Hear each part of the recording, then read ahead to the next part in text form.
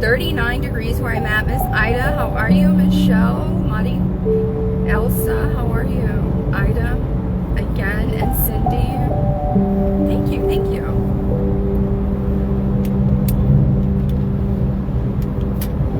Let me pass this.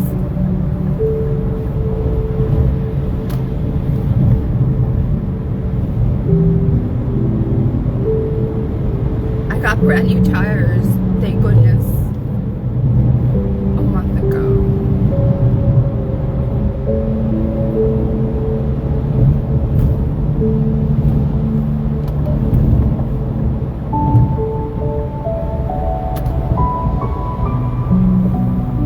Thank you. Gracias.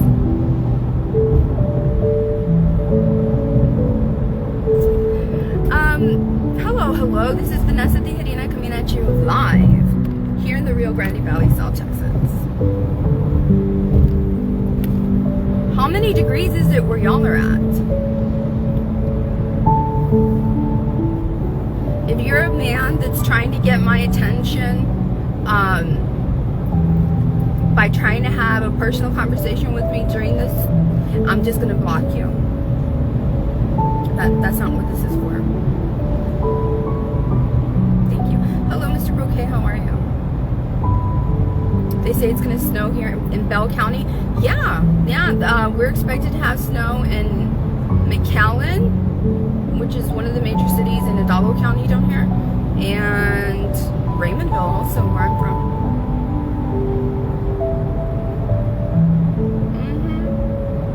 Hey, Nixon, Texas, I see you. 13 degrees in Utah. My goodness, 28 degrees in Oklahoma.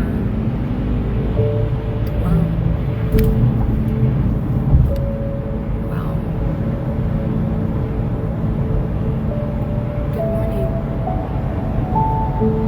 I just heard that they canceled even courts down here. They canceled courts. And I just happened to find that out. I didn't have a court case or anything, but I was speaking to somebody and they told me that they called them. Hey, Barbara showing off. Thank you, Barbara. Barbara Smith says it's 62 degrees in West Palm Beach. That sounds very lovely, actually. 35 degrees in Houston.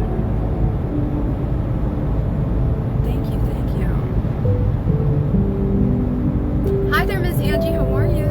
It's 12 degrees where you're at, and it's snowing, Michelle. Oh my goodness. I hope everybody stays warm. I'm gonna take a little drive. Would you all like to come along with me, please? Would you like to keep me company?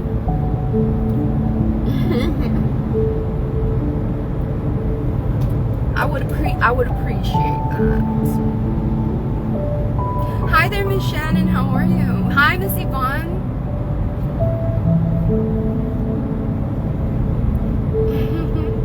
I know. Hi, Megan. How are you? I'm gonna wait for more of y'all to tune in. Somebody said Hitchcock, Texas, in the 30s.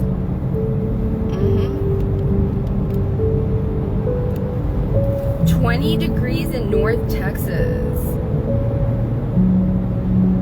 Mandy says, hello, beautiful. Be safe and stay warm out there. Keep fighting. Thank you. That's what this is about. This is a survival video, by the way. This is a survival video. It is. So, I don't know what to tell you. You know,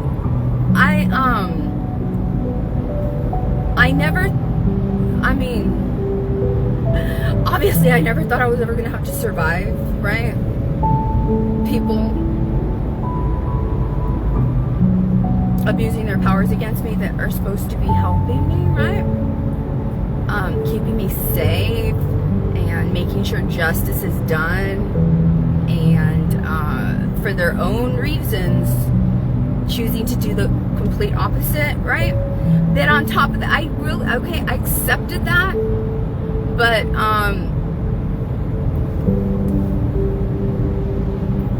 never thought that I was gonna have to survive as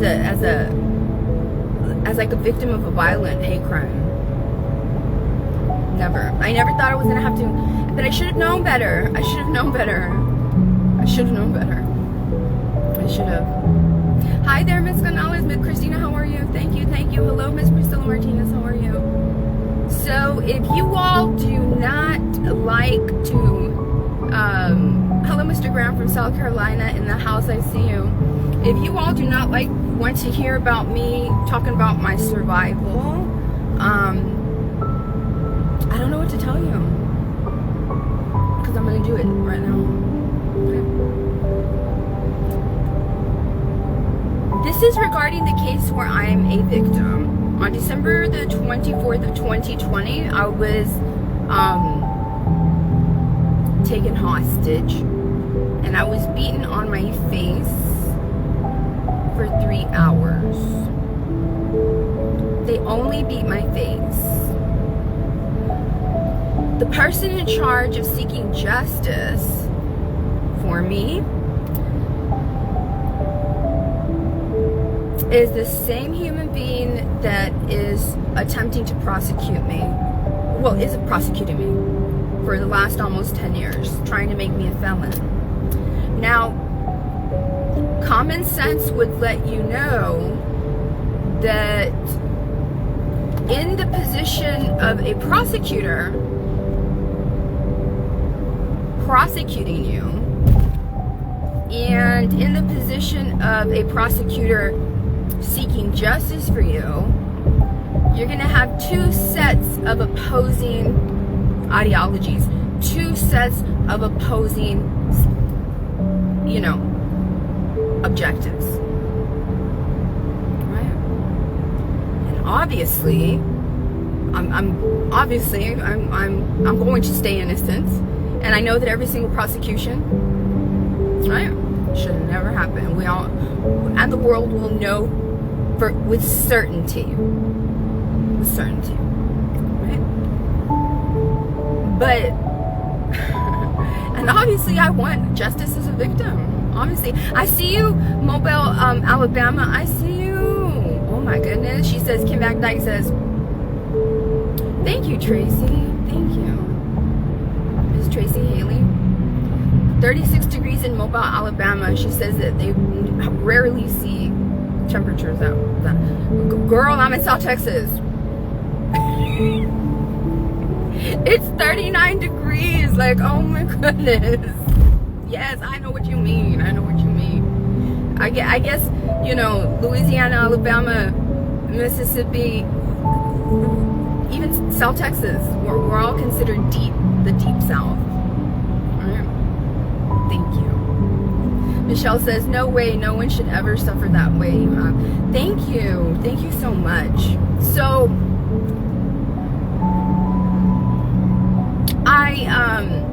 if you go down on my timeline, I recently shared a reel of a montage of things regarding a set of one of the people that was on a set of names that I gave on my victim statement.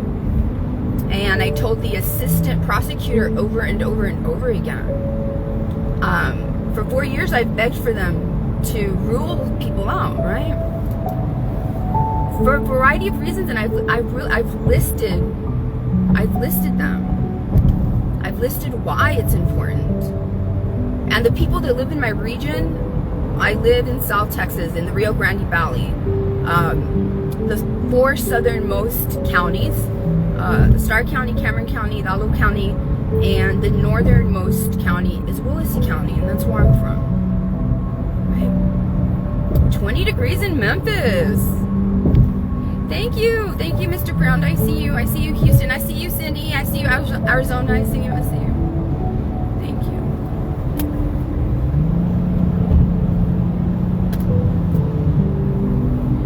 So,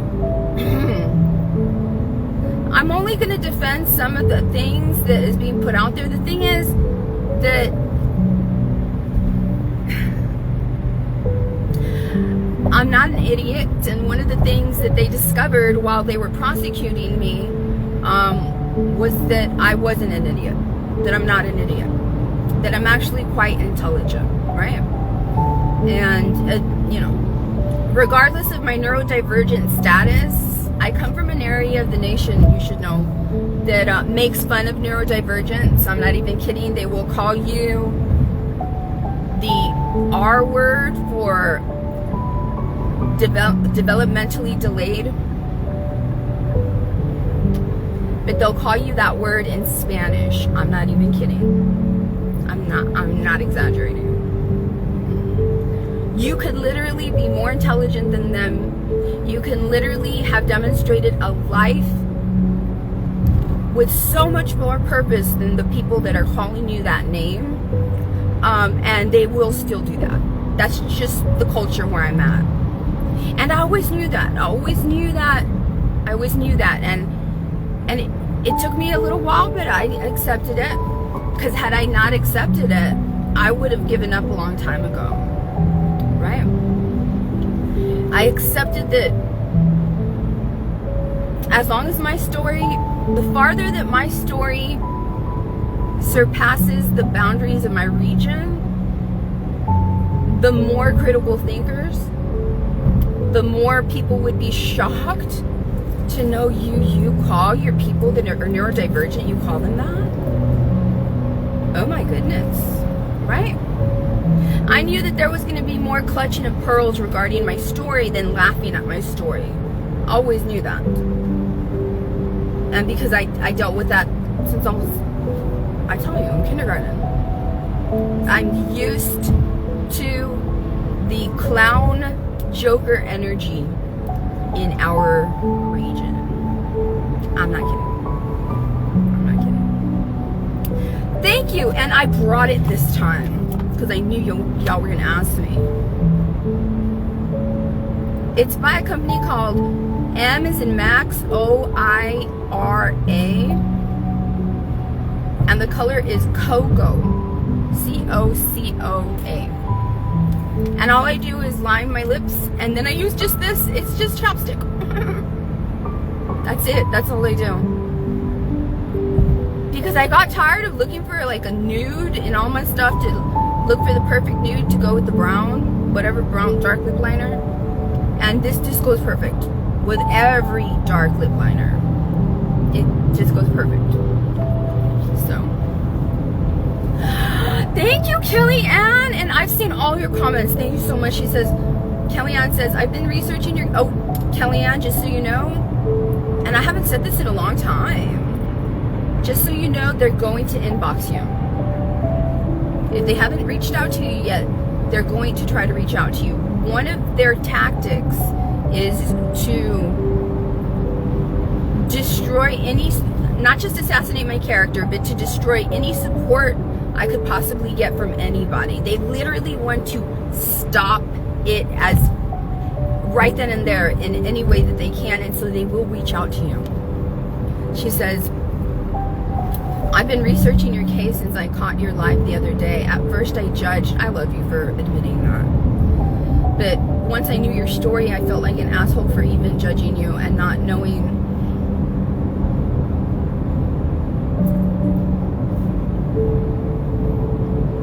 your story. I'm behind you 1,000,000%. Thank you. Thank you. Thank you. So, it makes you feel some kind of way as a victim, especially when, you know, maybe if I wasn't as observant, and maybe if I didn't have the mind that I had, maybe if I was a little bit more naive or more, not as smart, right? Then I would have believed and fallen for what the prosecution wants to say happened in my, it was a hate crime. It was a hate crime for two reasons. I was targeted because I was a woman. The people on the list that I gave them that they refused to rule out, they all hated me because of who I was, who I am. They all hated me. If I was a man, they would have no problem with me. They would have zero issue with me. Zero. They would not care if I was a man. They wouldn't have a problem with me, is what I'm saying. Okay? Believe me, if the beating had happened to a man, they would be like, oh my goodness, is he okay? That's the way my culture is. I'm not even kidding. They would care more about me as a victim. I swear to you. That's how my culture is. It is. It's sad.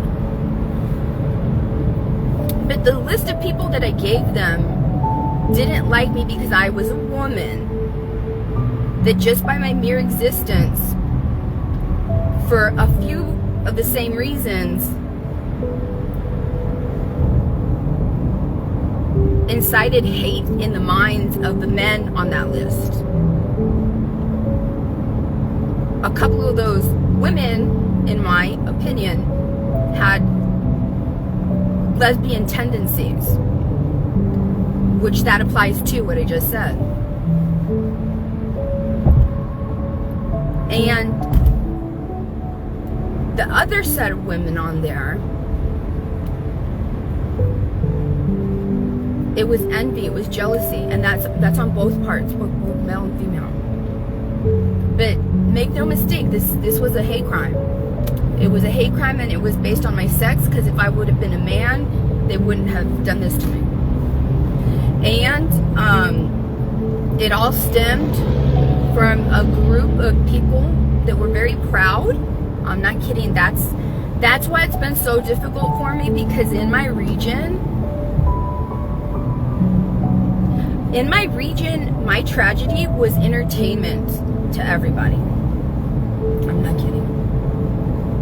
It was entertainment to all of the people that were supporting and do support the hate pages. It was entertainment. It was entertainment. It was entertainment that I was being gang stalked. It was entertainment to such a degree that they had their own name for the gang stalking, called the Watch Posse. Yeah. It was such an entertainment for the region where I live. They dehumanized me. They did not care. This is a human. This is a woman. This is a human being, and it's kind of bizarre that we think it's okay for her to be gang stalked and gang harassed. Not only do some of us think it's okay, we think it's hilarious. We take joy in it. It was so bad that they would have the public from all 4 counties participate in it.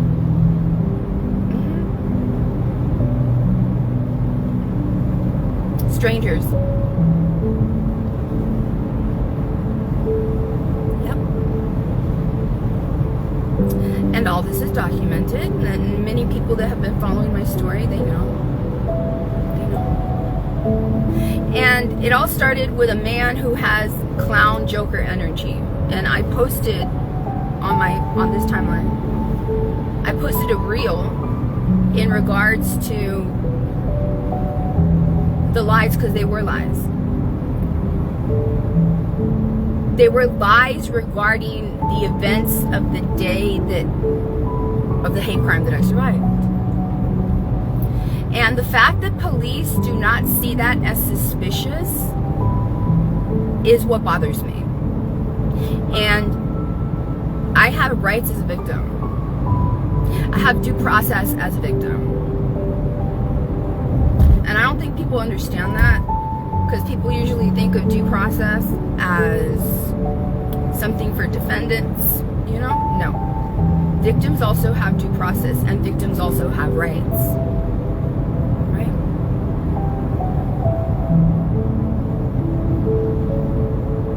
So, through the whole beating, a lot of stuff was going through my mind, right? The torture. But when they had me do this one thing, I knew. Definitively, I knew. Because right before then, it was just a guess. But when they asked me to do this one particular thing, I knew. When they asked me to look in the camera, because remember when I walked into that room, because they told me, we really need to speak to you. We need to tell you because somebody wants to pay money to hurt you. And I'm naive. I'm naive thinking, my haters are not as dangerous.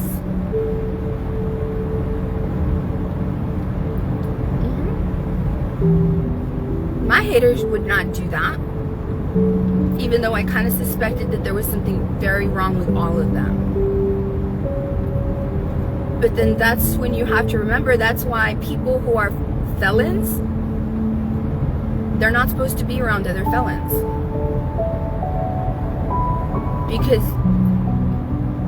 Because those minds together create the capacity for organized crime.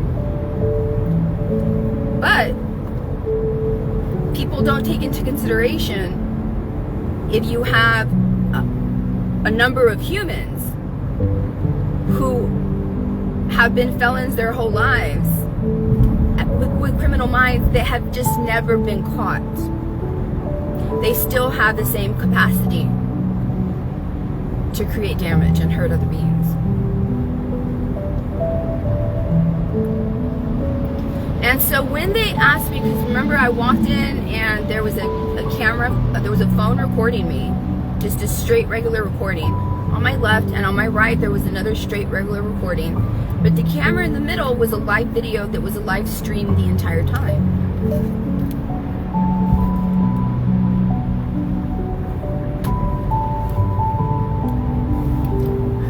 And so when they asked me to do this one thing, hi there, Mr. Smith, how are you? Hi there, Carrie, how are you? When they asked me to do this one thing, it was about maybe halfway through, and they were trying to knock out my teeth. And they started saying things like, oh, you think you're so pretty?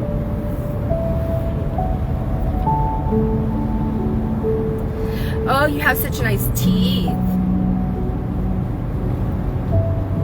And they were trying to make me open my mouth. But by that time, if they were going to try that, they should have done it in the beginning before my whole face started swelling up.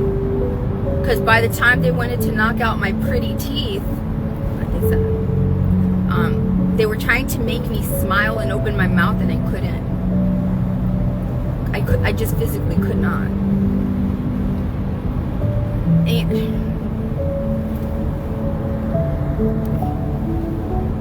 Kellyanne says, by the way, you deliver your story with such grace, very articulate. Your intellect alone will be this so-called attorney you speak of. I went into that hate group and they sounded like a bunch of elementary school kids. Exactly. The people on the list that they haven't ruled out, these are not intelligent humans. They're not at all.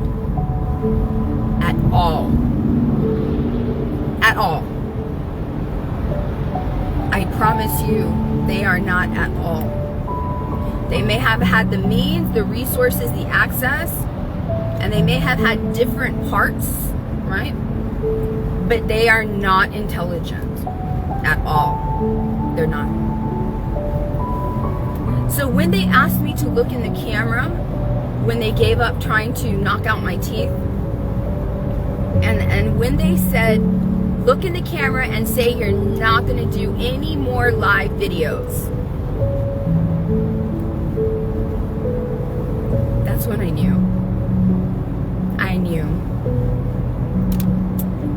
Right then and there, I knew. These people in this room are not the ones that conceived of what's happening right now.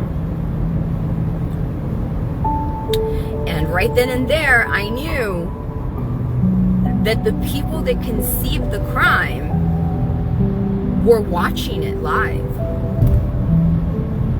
That's why they wanted the satisfaction of me saying that into the camera.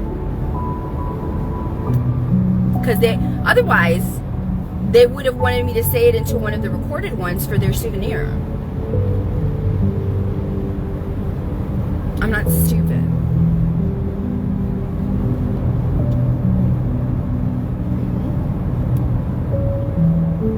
Hi, Gato, how are you?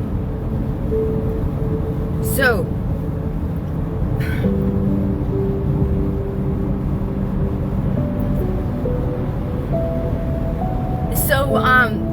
I go to the hospital, and I'm so used to the same people now trying to seek justice for me. Remember, the detective went into the ambulance and told me, Vanessa, let's put everything in the past behind us, and let's work together to find out who did this to you.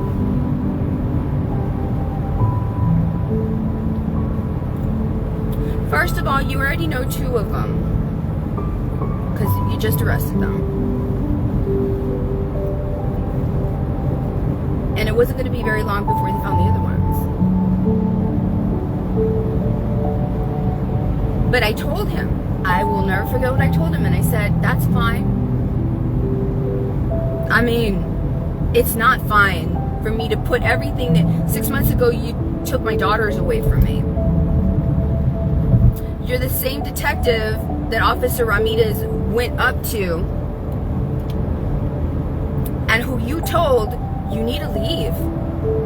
You need to leave. If the little girls are fine, they're happy and they're eating and they're fine and they're talking to you fine, you need to leave. It's the same detective that Officer Ramirez told, I can't leave. I'm going to look stupid to all these people that came over here to see all this. I'm going to look stupid if we don't arrest her. So that same detective that knew that he had told Officer Ramirez to leave 6 months later was in that ambulance telling me, let's work together. Okay, fine. Let's do that. But obviously I already had PTSD from these very same people, the exact same people that were supposed to be helping me, right? And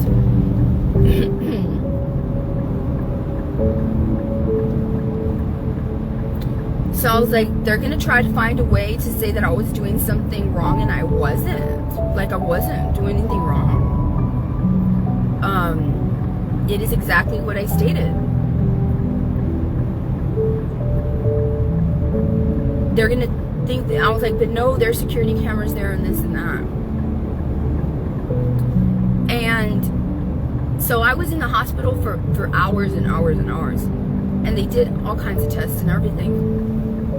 And that's when I tell y'all, after about 2 or 3 hours, the emergency room doctor, he came running into the room, and he said I was waiting for one last final radiology report, and he said you're a miracle. And he said, in all the years I've been doing this, I've never seen anybody with your level of trauma without a chipped tooth, a tooth fell out, a splintered bone, or a broken bone. He said, you are not going to have any permanent damage.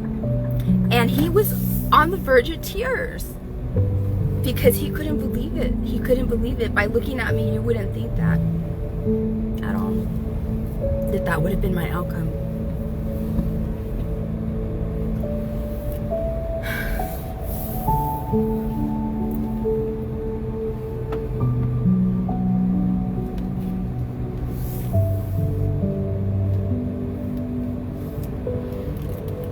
So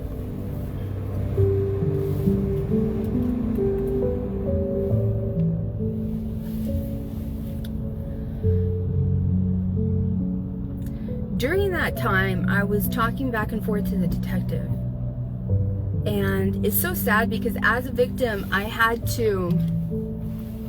felt compelled, you know, to like prove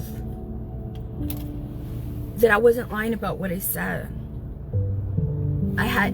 I had the text messages from those people the night before where they were trying to get me to go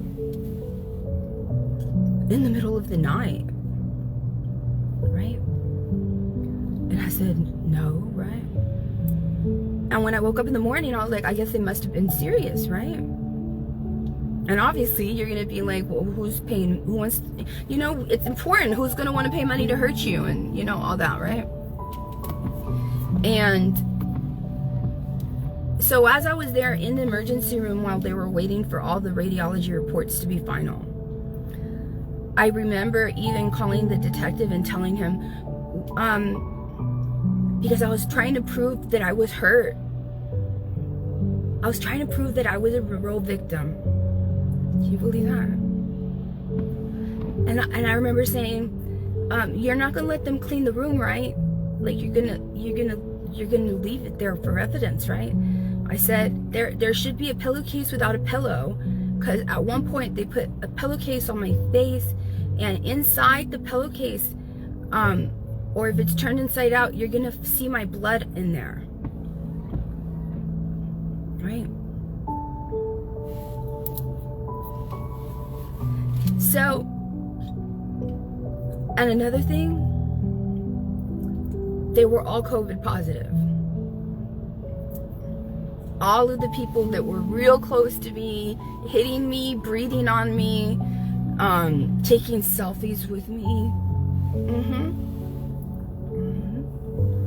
They were all COVID positive. And I've never gotten the vaccine, and I never got COVID. Can you believe that? Being in that small contained area for 3 hours, right? So then, like, the third time that I called the detective to try to give him like these clues, and what I really cared about is my daughter's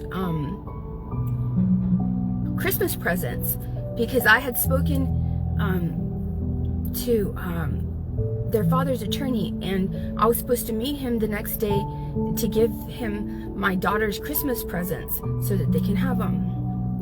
And I was worried about them because one of them kept going in and out of the room, and I saw all the presents that they were bringing in. So they were obviously stealing everything from my car, right? So I get an update from the detective telling me that because my car was gone,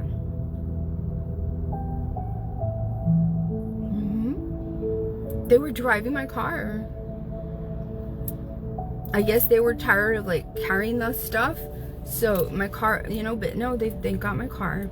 And I thank the Rainbow Police Department, because they waited for me to recover, for, you know, and they said, don't worry, we're not going to get your car towed away.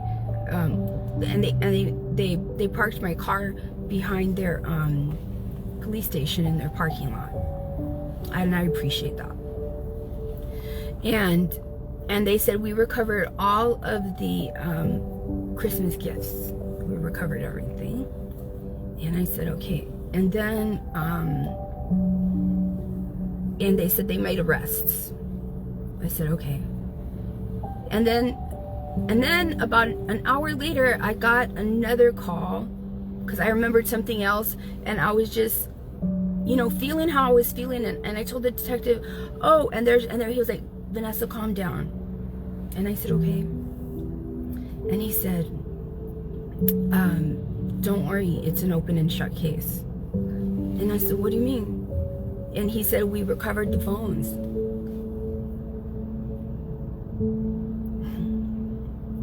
We saw every single thing they did to you. It was bad. It was really bad. And I said, okay, right? And remember, I was with all these head injuries. You all saw me on the this was on the 24th. You all saw me like at midnight, right? And my head just kept everything kept getting bigger and bigger and bigger on my face, right? And so after a couple of days that I recovered, I didn't give my victim statement until maybe less than a week later, the day that I went to go get my car, I believe.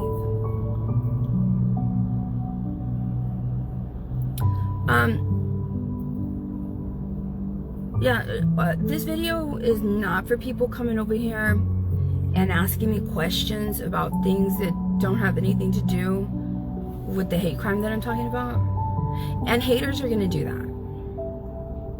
Please don't believe that they're coming over here to ask innocent questions. They're not. They're trying to find a reason to make me not a good person. Like if they came over here right now they don't care about anything else that I said, and they're only focused on, you haven't gotten a COVID vaccine and you're a nurse. Those are troublemakers.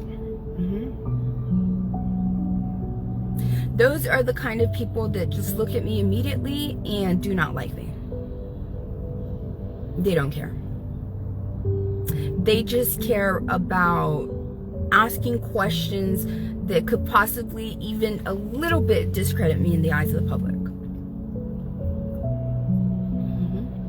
To answer your question, at that time I was not working, so I wasn't required to get a vaccine. When I went back to work, there's exceptions to having that vaccine, depending on the industry that you're in. Some industries mandate that you have a vaccine. Yes, even in nursing, there are some that mandate it. There are also some that do not mandate it. They don't. They don't.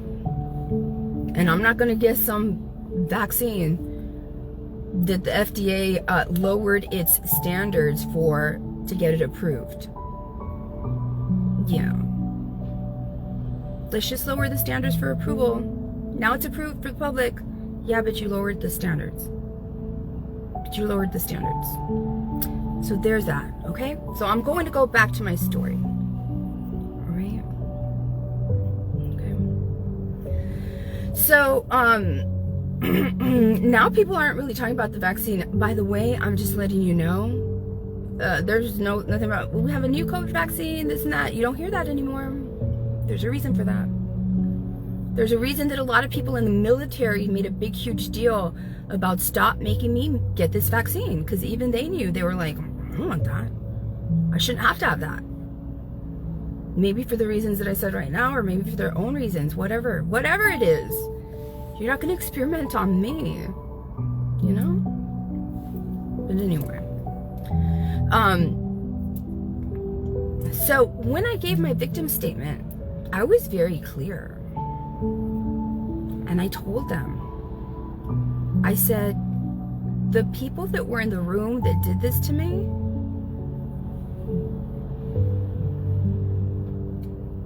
they did not have motive even close to the level of motive that these other people had. And there's one woman in particular that has the most motive on the planet to want to assassinate my character, to want to introduce me to anybody that doesn't know me as, you know, the worst human being possible, or to change the minds of people that already have been introduced to me, or I have been introduced to them, and that don't have an issue with me. Right? And on top of that, that same human is the only one on the planet with the most motive to want my face disfigured. On top of that, it is the same human who has tried harder than any other human from the day of the crime to try to make the public believe, I'm not even kidding, these are like 6 reasons why she deserved it. Only one human. That all of that is the same human. All of that is the same human. All of it. You see, I think that the people that were involved, I'm telling you, they're not very smart. They're not very smart at all. And they counted on people that were the loudest. Good, decent people they're not usually the loudest people. Good, decent, wholesome people many times are silent.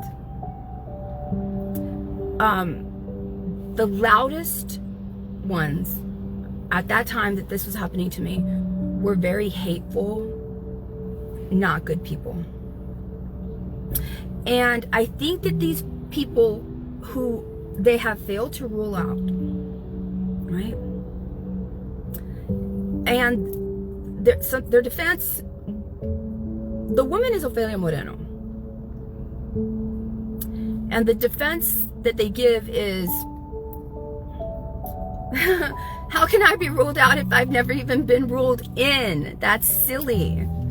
That's the problem. You were never ruled in. That's precisely the problem. That is exactly what the problem is. We have to get through that obstacle before the ruling out can even begin. And the problem is that there is a person in charge, Annette Hinojosa, of seeking justice for me that has, for nearly a decade before that happened, prosecuted me in every way possible, and now is in a position, it's a conflict of interest. Your objectives as a prosecutor trying to make me a felon, and your objectives as a prosecutor trying to get me justice, are conflicting objectives. That is a huge conflict of interest. On top of that, there's different layers to that.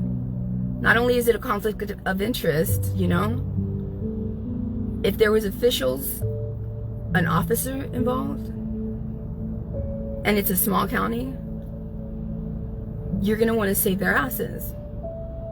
If one of them is a man who your district attorney's first main investigator was working with to put her, now the victim of this hate crime, in jail and have her bond revoked, and that man is on this victim's list of names that she's begging you to rule out, you're not gonna want the world to see how foolish you were, how unethical you were, how wrong you were to, as an investigator, but not just as an investigator, because an investigator for a district attorney's office is not going to do anything that is not signed off by the district attorney. So essentially you're not going to want the world to find out that you were working to literally damage that victim just a few weeks prior, which is probably why that man that your investigator was working with was angry and livid. And it matters because all the people, the majority of the people on that list were in the years, months, weeks, and days leading up to that crime. We're running hate pages, we're making comments, we're harassing me, we're stalking me, we're saying number one suspect behavior. Nothing but number one suspect behavior. But as a district attorney, you're not going to want the world to know that you were working with such a man. Right? Now, I've always said, and anybody who has taken criminology or different classes like that, you understand. If you're in law enforcement, you know. Say one of the people that is on that list that hasn't been, what if one of them is a snitch for the police? And they're a known snitch. Obviously, they're not going to be known to the public, right? Because, how are you going to gain the trust of the people that you're going to snitch on, right? But let's just say one of those people that have never been ruled in, that's the reason they've never been ruled in. And that's probably the reason that they thought that they were going to be able to commit such a violent, heinous crime and not get caught. Because anyways, I've been working with these people and I have been helping them prosecute people for years because I've been a snitch.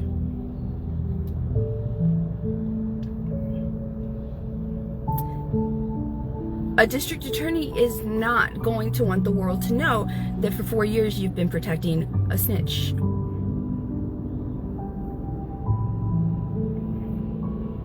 Anybody in law enforcement knows that there is a phenomenon with snitches. They're not the best of people. They're not the best of, these are not undercover law enforcement agents. No, these are people from the public who are not the best of humans.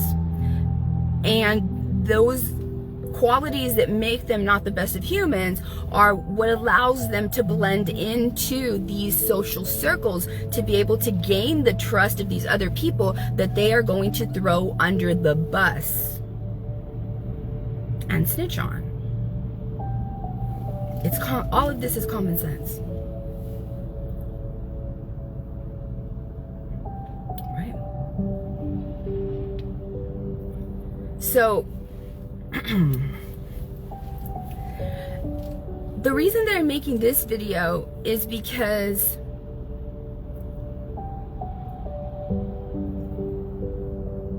all of my assailants have already been sentenced, right? Well, except one. One of them got probation, right? 3 others are in prison right now, serving 8, 10, and 15 years, right? One was allowed, the district attorney allowed her,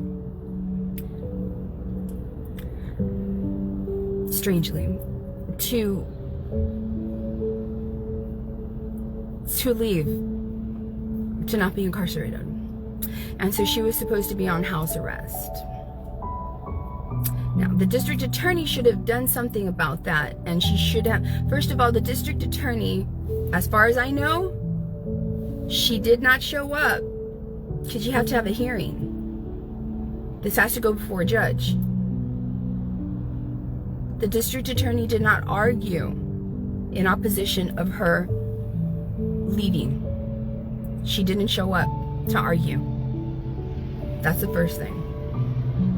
The second thing is this district attorney did not do her research.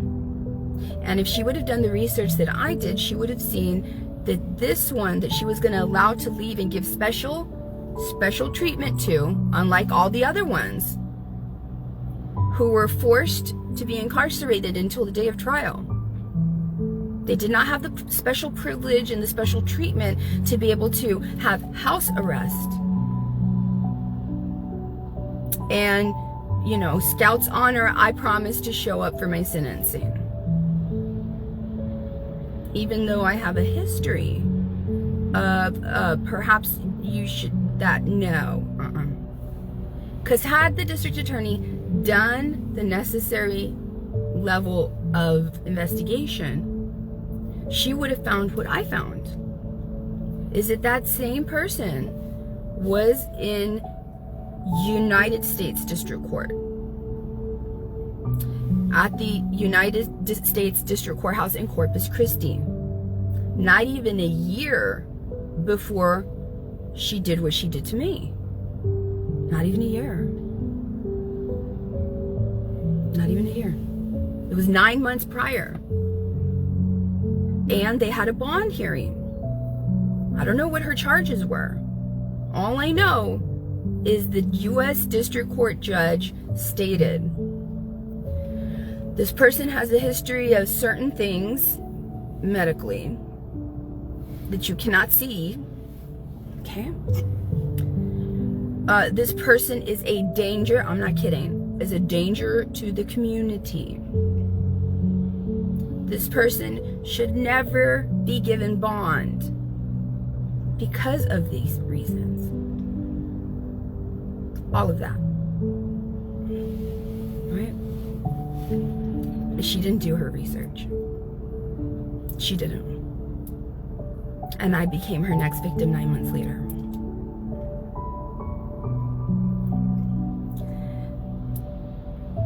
Another motive that the district attorney would have for not doing the right thing would be the fact that my main aggressor, the one that was assaulting me the most, she failed to indict her during that fall of 2020. She failed to indict her after she stabbed her second victim. Her first victim was in the beginning of the year in the winter, and she left that girl for dead, but she survived. Her second victim was in the fall, and she was charged with attempted murder. And the district attorney failed to indict her. And in Texas, if you fail to indict within, it's a little less than 200 days, you must let the person free.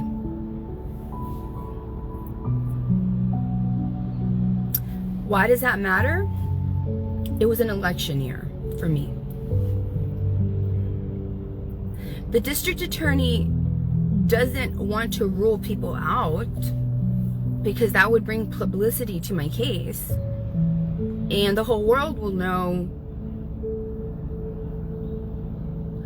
you put energy into indicting Vanessa Tijerina because you worked, and that's not suspicious, that you worked with her children's father to reopen an old case, re-indict her so she could look bad in the eyes of the public. You put energy into re-indicting Vanessa Tijerina for a white-collar, non-violent crime during the same time frame that you failed to indict someone for attempted murder who then eventually made Vanessa Tijerina her third victim. Nobody wants to be known in history as that district attorney.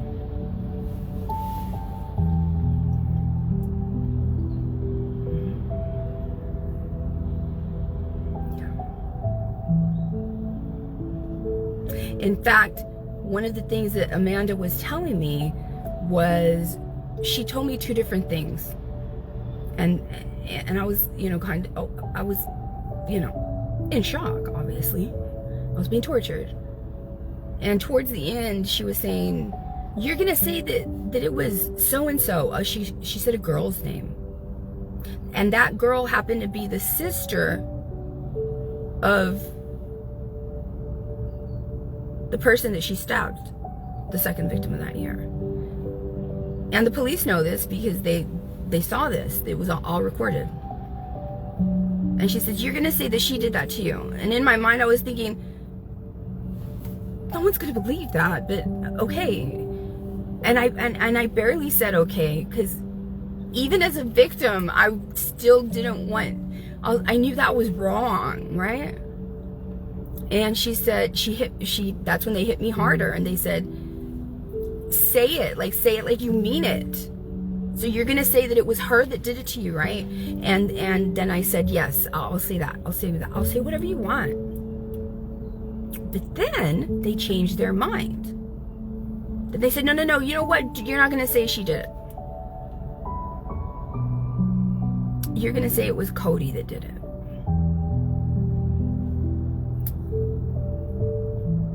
You see, and this is where a lot of hateful people try to be like, oh, this crime that happened to her is not a big deal. Well, first of all, it fucking is. But that it's not a big deal because one of the girls involved was the new girlfriend of somebody that I had previously had a situationship with. It was Cody. And I was literally in shock because I was like, isn't that Cody's girlfriend on the phone giving the orders for you to torture me, and you guys want me to say that it was him?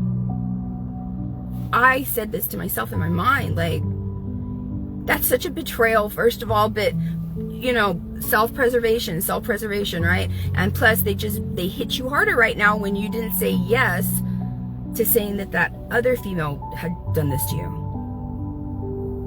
So I said, okay.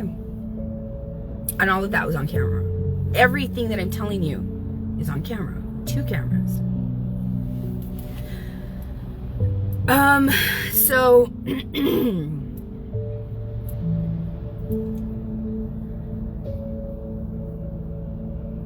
So here recently I'm having to deal with this woman. So when the public found out this was happening to me, let's deal with the man.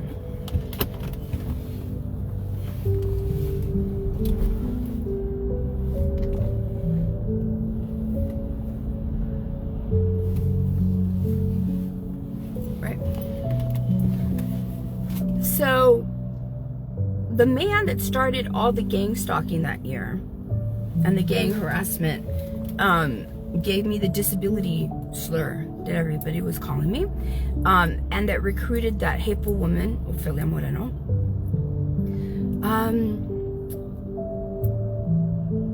And she lied too. She lied earlier this year. And the fact that what I'm going to tell you is all true, and the district attorney does not see anything wrong with this, is a fucking problem. It's a fucking problem. So, my beating started at around 10:30. I was rescued at about 1:30. Okay. In that reel with Frank Marr states that they didn't make a post. And one of his hateful followers, I highlighted the comment that they made. You didn't post it till like 3-something. No, the fuck he didn't. No, he didn't. He posted it in the morning. What did he post? You see, and everything that I'm telling you right now, I stated it in my victim statement. Because remember, I didn't make my victim statement until days after. So by the time all of that happened, I had already gotten all this feedback from other people. Right? So, many of y'all know Miss Painter, right? And at one time, me and Miss Painter were not on good terms. And we're over that now. That's my business. I'm the person that she didn't like. And I'm the one that forgave. So it's my business that we are now friends. So, less than halfway through my beating, Ofelia Moreno shows up 20 miles south in Harlingen, unannounced, to the house of Miss Painter. Right? And Miss Painter's trying to figure out, why'd you come here without saying anything, right? And so she gives the excuse to Miss Painter, well, I was just in the area.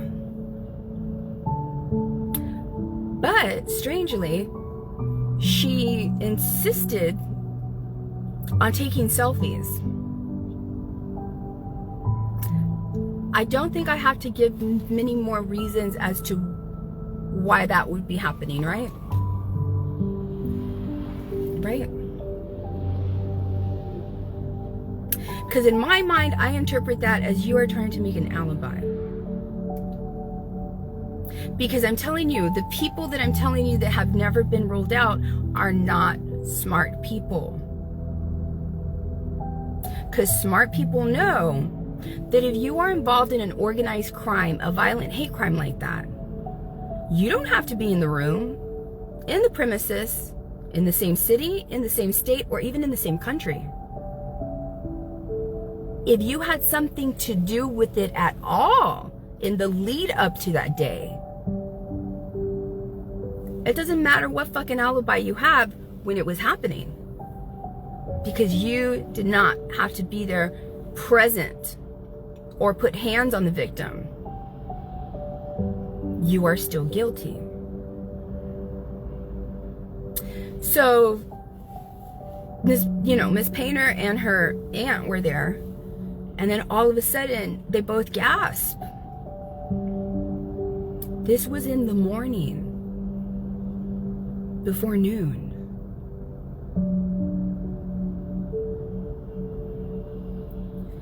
And so Ophelia, they're both named Ophelia. Miss Painter, I'm gonna call Miss Painter, and Ophelia, I'm gonna call fucking Ophelia. And Miss Painter and her aunt gasped, and they said, "Oh my God, is this Vanessa? Is this right now? Is this happening right now?" Because contrary to what Frank Marsh stated, he received a screen recording. It wasn't a screen recording from the two phones that were recording. It was a screen recording from the live feed. The fact that the district attorney does not find it suspicious that Frank Marsh stated that he received that information from a passerby,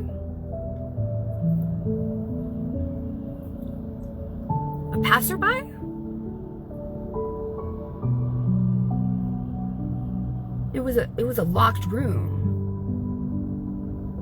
Who was going to be passing by? Also, it was a screen recording from somebody that was directly connected to the live stream. That's not a passerby. You received that from someone that was directly involved, and they felt so comfortable sending it to you because not only did they want to humiliate me, because they literally, all of these people that were not very smart, thought that by showing the public that I was in the middle of being taken hostage, because that's what the caption said, Vanessa Tijerina is being taken hostage right now.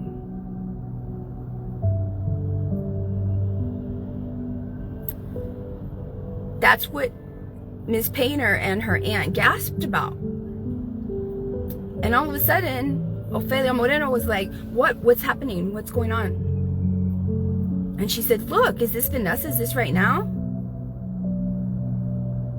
And the fact that the district attorney does not care that Ofelia Moreno looked at it and said, fucking Frank, he wasn't supposed to post that.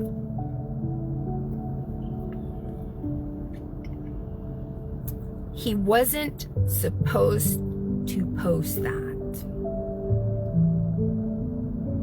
What does that let me know? That lets me know. And it should let the district attorney know. If she is saying he was not supposed to post that, that means she knew that I was in the middle of being taken hostage. 2, she knew the people that were involved. 3, she knew of what he posted because she stated he wasn't supposed to post it.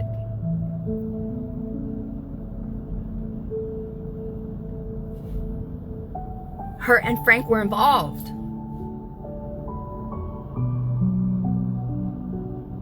The fact that the district attorney is literally ignoring this, if my hypothesis is correct, then the whole community is in danger. Because if they attempt to rule those people out, and they can't, that means that the district attorney literally was okay for the rest of her life allowing these very criminal minds, violent criminals, to pretend to be wholesome people amongst the public with the potential to really harm another human being and not care, because Annette Hinojosa, the district attorney, is not going to care because she wants the public to believe, and she didn't care about the lives of those young people that were in the room. Because we already got somebody in jail. So when Ofelia Moreno saw this, and Miss Painter will testify to this, this happened in Cameron County, in Harlingen. They were like, why isn't he calling the police? And at the same time, Frank Marr's own audience was telling him, why aren't you calling the police? Why aren't you calling the police? Because he had to do with it. That's why. Because he counted on you hateful people from the Rio Grande Valley to go along with it and think that it was so cool and fun that Vanessa Tijerina was actively being taken hostage. That's how bad y'all behaved. That he literally counted on you all not caring. But thank God that you did care. So what did he do? So that also shows that he cared, because in that video, he was trying to say that me as a victim was trying to capitalize on what happened to me. And this is capitalizing on what happened to me. No, the fuck it isn't. This is a victim trying to get justice. I went live as soon as I was rescued. I went live to give a middle finger to everybody that was involved in my torture, because they did not want me to do live videos. That's exactly what I'm going to do the minute that I am rescued. To anybody that says, oh, that's why you deserve, you're just as bad as they are, and I don't care. And in that live video, these people who have never been ruled out, and they're the people that have never been ruled out, they keep repeating, and the district attorney does not care about this. It matters that the people who have never been ruled out are the ones that keep saying, well, her story is changing. Like Frank Marr said, well, no, she said that John Allen did it, that I did it, that Ofelia did it, that Lupe did it. I think all four of you had a part in it, by the way. Just let me clarify that. Amongst another set of people. Yes. I've never changed my story. My story has never changed. If anything, new information has been added and the other information has not been taken out. My story has never changed. In fact, when I pressed live, when I was rescued, I stated, the people in the room who I trusted, not as a friend, as a lover or anything. I had a severe head injury.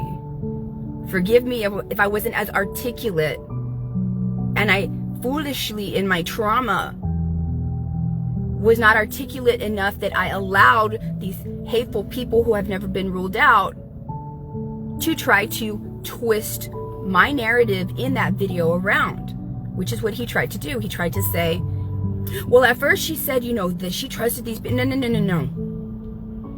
What I had meant to say was, the people that I trusted enough to believe them when they told me, people want to hurt you, they want to pay us money, and we want to let you know. That's the trust that I'm talking about. That's the only level of trust. And I stayed in that video from the beginning of my rescue. And I've never changed it. The people that were in the room that did this to me were not the only ones. And I state very clearly, this was an orchestrated thing. This was a plan. And I very clearly stated the people that were in that room were not the only ones that were part of this. Right? From the beginning. Can you imagine how that district attorney, if she were to do her job and attempt to rule them out, it's obvious that she knows that they're involved. It's obvious. It's so obvious. Because why wouldn't you just rule them out? Why? She tried to lie to me and tell me I need probable cause. Just because I told her, I said, it's been 4 years and you did not even, I said, let me give you an example of something that you failed to do. This was last week. There's a live video stream. There was a live video stream. And you know good and well that there was people attached to that live video stream. You never once bothered to subpoena the records of every single profile attached to that live video stream. Because every single profile that was attached and watching was a part of it. They were all a part of it. They were all watching someone be tortured. They were all watching a felony in progress. Some of them were maybe just spectators. They were still watching a felony in progress and they failed to report a felony. And the rest of the people that were watching were probably the ones that were so happy that all of their hard work, they got to watch live. All of the energy that they put into making it happen was actually happening. Did you request those records? No, you didn't. No, you didn't.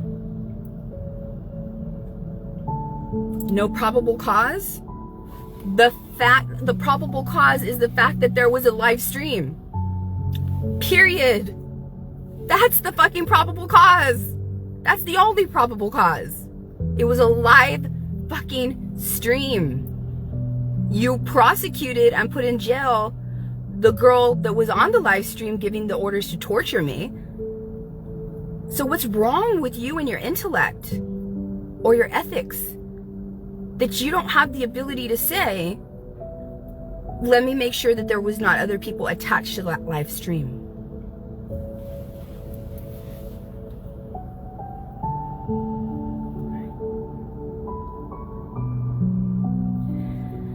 So it also doesn't matter to the prosecution that Ofelia Moreno tried literally 6 different ways. Even to this day, to this week, to the days leading up to this, to the reason that I'm making this video. This is the same woman that when she saw, because all these people foolishly thought they're gonna hate her just as much as they've been hating her. No. It even made quiet supporters become loud.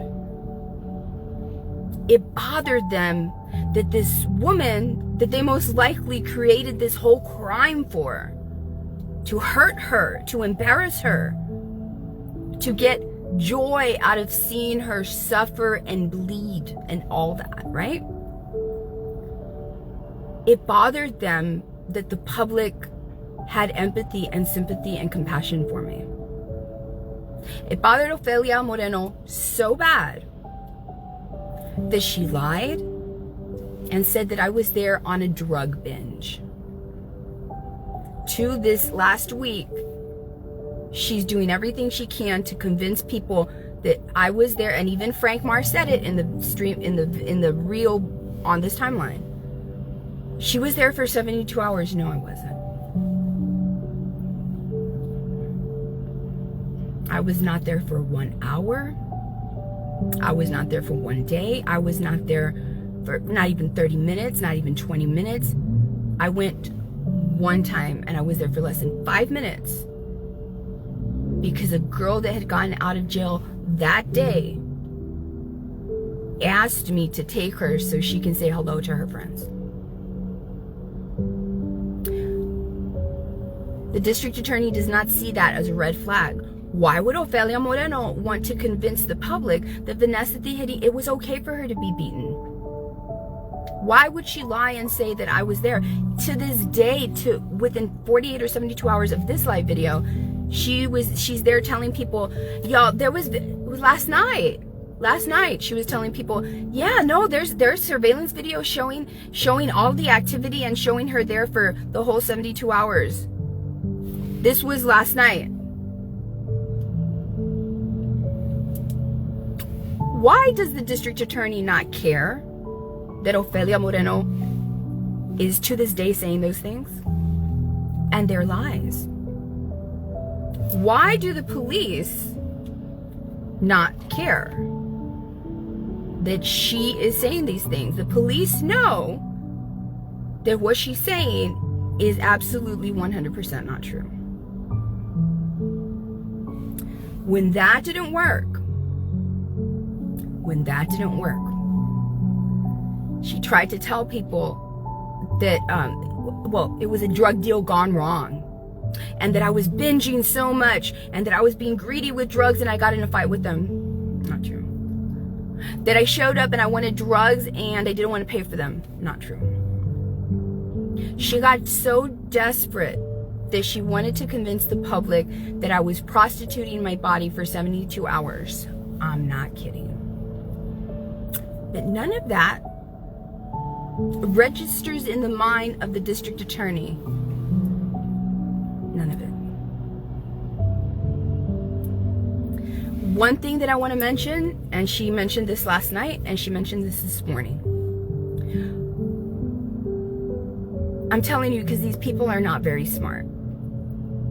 So now, this morning, Ofelia Moreno stated, I don't know Ariel. Ariel's the one that didn't show up for sentencing. Ariel's the one that is on the wanted poster.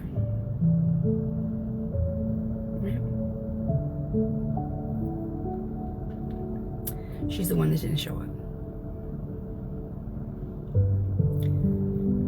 She says, I didn't know Ariel. You don't have to know her. But she wants to convince the public that since she didn't know Ariel, she's innocent.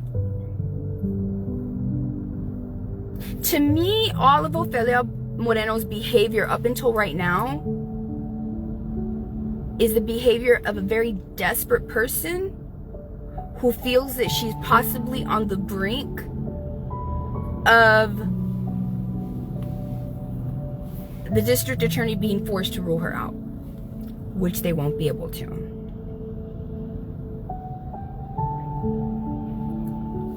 She went on to say this morning, I didn't know the guy Santana. I didn't know Amanda.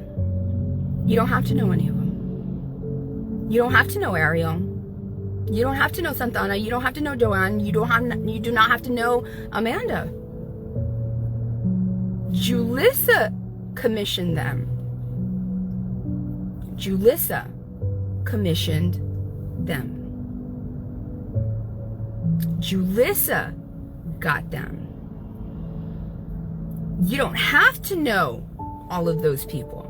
So the fact that you do not know Ariel, the fact that Ofelia Moreno doesn't know Ariel, the fact that Ofelia Moreno doesn't know Santana, the fact that Ofelia Moreno doesn't know Amanda Salinas, the fact that Ofelia Moreno, doesn't know Joanne, these people, right?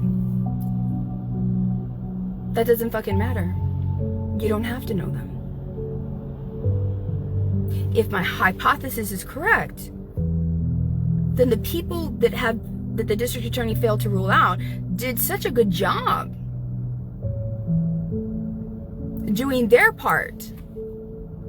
All they needed was to get into the mind of one person. Just one. And that one person got the others. But they thought that they were so smart because all the people on that list probably have never spoken to any of the people that laid hands on me. That doesn't mean that they weren't part of the pain of the organization of it or anything like that. It means they should still be ruled out. And for Ofelia Moreno to say, why does she keep saying I did it? No one is saying you did it. I'm saying I think you did it. I absolutely 100% think you did it. She says things like, why does she want us to get in trouble? I want you fucking ruled out. I want you fucking ruled out. I want you fucking ruled out. I want you fucking ruled out. I want you fucking ruled out. And if you were innocent, you wouldn't care that all I want is that for you to be ruled out, because that means you're innocent and you had no fucking thing to do with it. I want you ruled out. I want you ruled out. There is a difference between wanting you to be ruled out and the lies that you're telling people.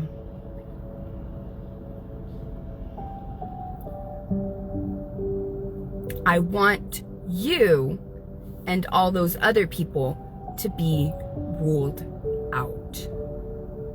That's not the same as, why does she keep telling people I did it? When did I say that? Show me a video where I said that. I've never said that.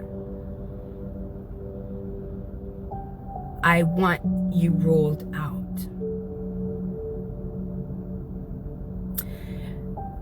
The fact that there's deflecting involved, the fact that you stated on a live video last night, and why would you do that? Is that how protected? You see, that's another thing, is that she makes these statements feeling that she's very protected. Why would you out somebody as being a dealer of narcotics just to assassinate my character? And then you're there saying that you're scared and this and that. What are you scared of? If you were really scared, you would not be saying, well, I heard that Julisa's brother-in-law was this and this. Unless my theory of you being a snitch is true.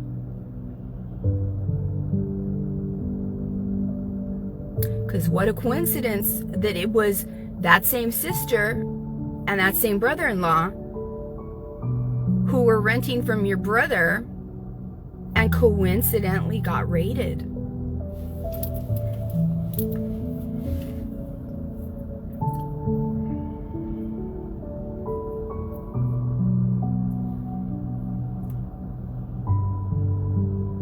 And simply because I said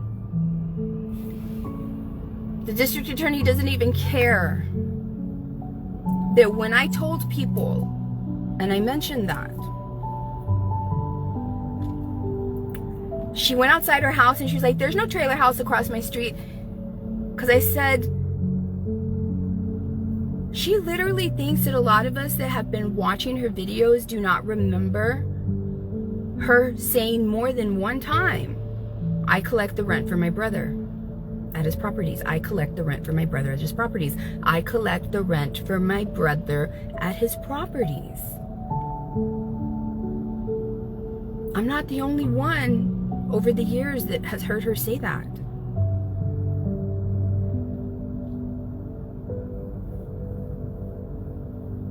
She thinks we're that stupid.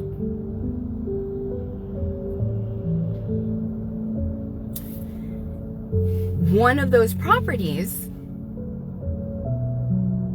is that innocent man, because as far as I'm concerned, I don't think he's ever been found guilty of that. So that's an innocent man that you said that about. That's a strong reason as to why I highly think that you're a snitch. That's my opinion, and I can have an opinion as an American.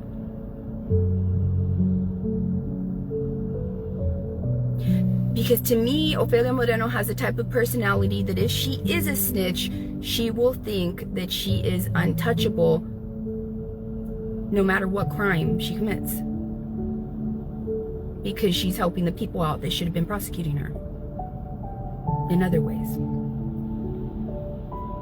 So, to me, that's number one suspect behavior. When you lie about not collecting rent from your brother's tenants after you've stated that over the years that you have, right? When you go outside your home and you show a camera to tell people there's not a trailer house across.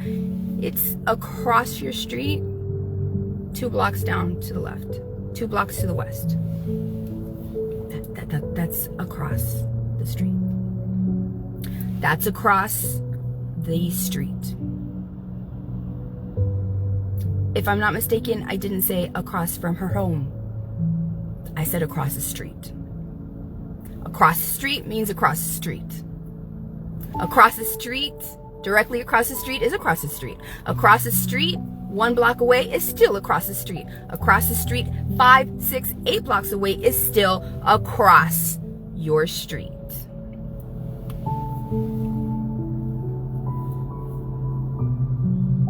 Okay.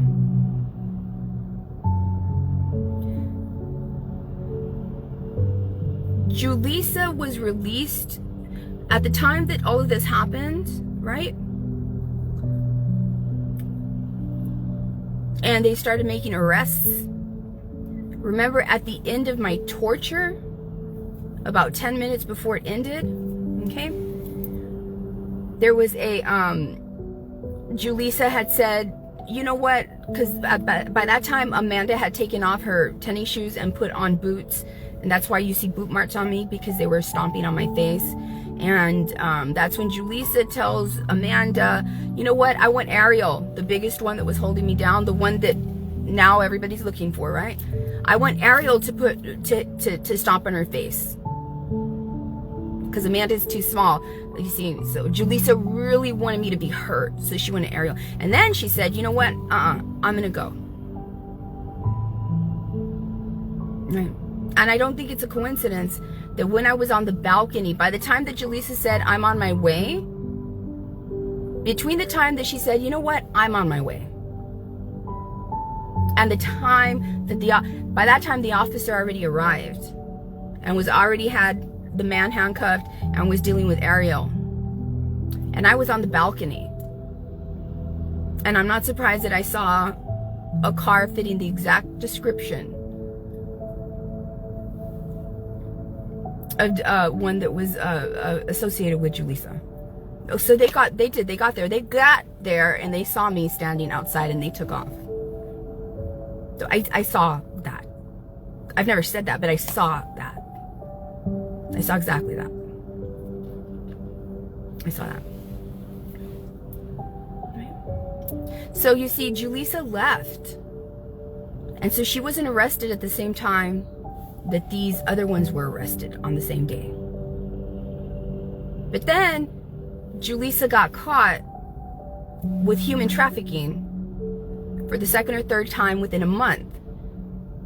And so then she was detained in a federal facility. All right, she was a detainee in a federal facility. So it wasn't until they let her out that Willacy County failed to make sure that they got the warrant. They were supposed to get the warrant and give it to the federal facility, so that once the federal facility released custody of Julissa, immediately she was property of Willacy County. So because they failed to take that warrant, Julissa was able to leave freely. Guess where she was hiding? For a while. She eventually went somewhere else to hide, where they finally arrested her. Yeah, in that same trailer, on the property, in the trailer owned by Ofelia Moreno's brother.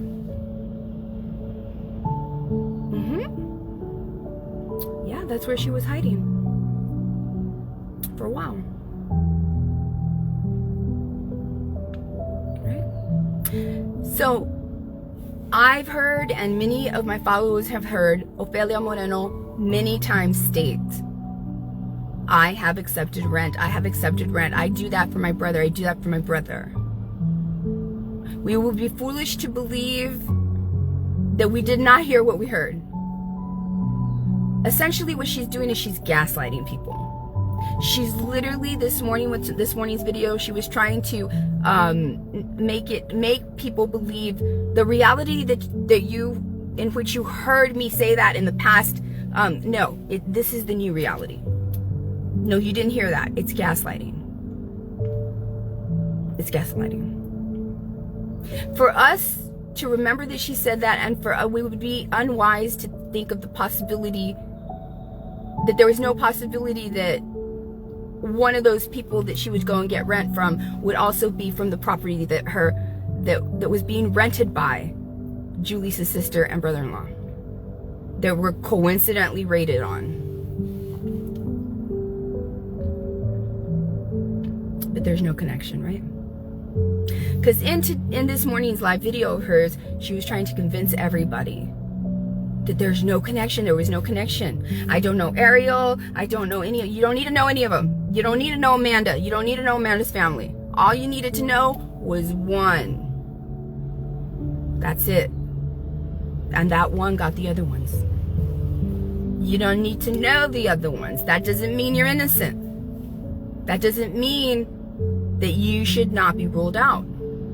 And simply because you were not ruled in or considered a suspect by a very corrupt district attorney who has a whole other set of objectives to prosecute me does not mean, Ofelia Moreno, that you are innocent and that you should not be ruled out. Simply because a corrupt district attorney fails to rule you out because she didn't consider you does not mean that you are in the clear, and it does not mean that you should not still be ruled out. A corrupt district attorney is a corrupt district attorney.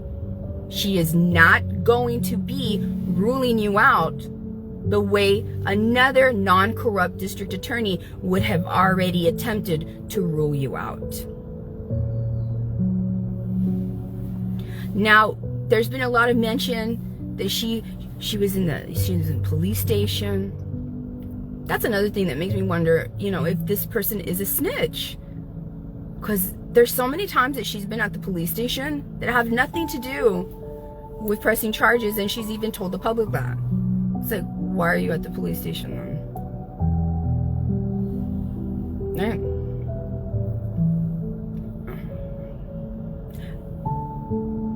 If I'm not getting the necessary level of justice, and I'm going to be surviving like this, I'm going to be saying whatever opinions and thoughts that I have in my mind.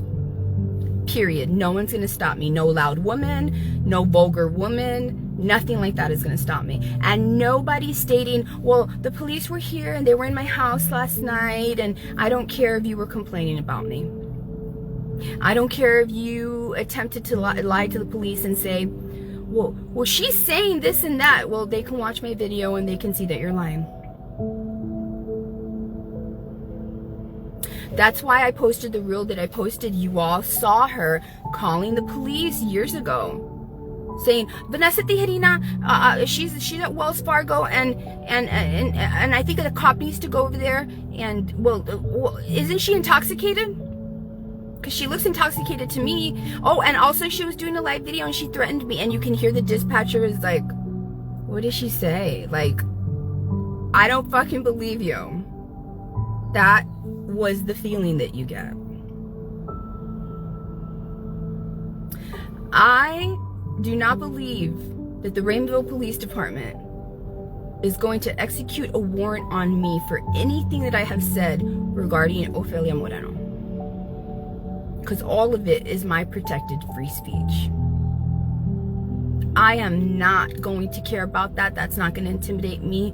I am not going to stop speaking of it. So you can say that the police spent the night at your house. You can say that y'all had hot chocolate. You can say that y'all are going to a trip, a lovely trip somewhere all together. You can say that you're best friends with Gurley and all the officers and the chief of police. You can say whatever the fuck you want, but that's not going to stop me from doing this right here.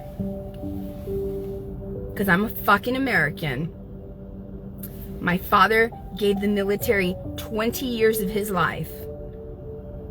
And he didn't do that just so that his daughter can go through this shit and fucking be intimidated by some fucking adult toddler woman into silence. And a corrupt district attorney. That's not gonna happen. That's not gonna happen. All right. I absolutely have work today. I have work today. I have work tomorrow and everything. I do. But the nature of my work doesn't matter. I mean, I make my own schedule. I do.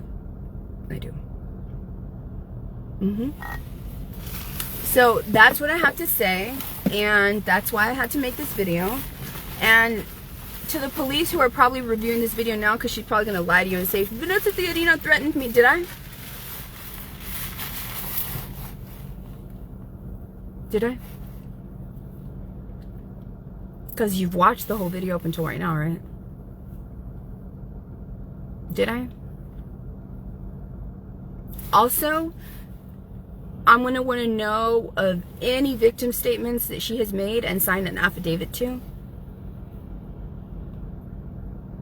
accusing me of anything. I don't give a shit whatever she tells y'all until she signs a victim statement blatantly lying. And then yes, I want to pursue charges for making false allegations, and I would want you all to do that too. Okay. Thank you, gentlemen, for watching this video, to the Rainville Police Department. Thank you. Annette, if you're watching this video, shame on you. Shame on fucking you. You have had 4 years. 4 years. And everything that I said in this video, if it's true, it's true. If it's my opinion, it's my opinion. But many of the things that I said are true and are documented. Shame on you. But those were your decisions. All right. Thank y'all so much. Thank you so much, okay? All right. I see you, Arkansas. I see you. I see you. I see you. Thank you, Bernice. Bernice Jimenez says she is a snitch that is protected. That's my opinion. Yes. Yeah. That is very much my opinion. That's very much my opinion.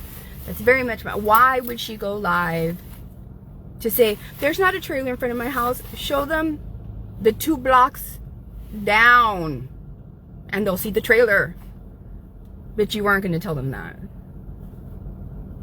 Why are you lying and saying that you haven't over the years stated that you collect the rent for your brother's properties? You have. Why are you deflecting and calling an innocent man a drug dealer? You're gonna have to deal with him and his family. You said that. You said that. No one made you say that. Vanessa Theodina didn't make you say that. Why would you feel so comfortable? If you're not a snitch, why would you feel so comfortable trying to out somebody as a drug dealer if you're not a snitch? And if you're not, then what a coincidence that that same person and his poor family were raided on, and it just happened to be a property of your brother's. But all that is just a coincidence, right? Right. Sure. Anyway,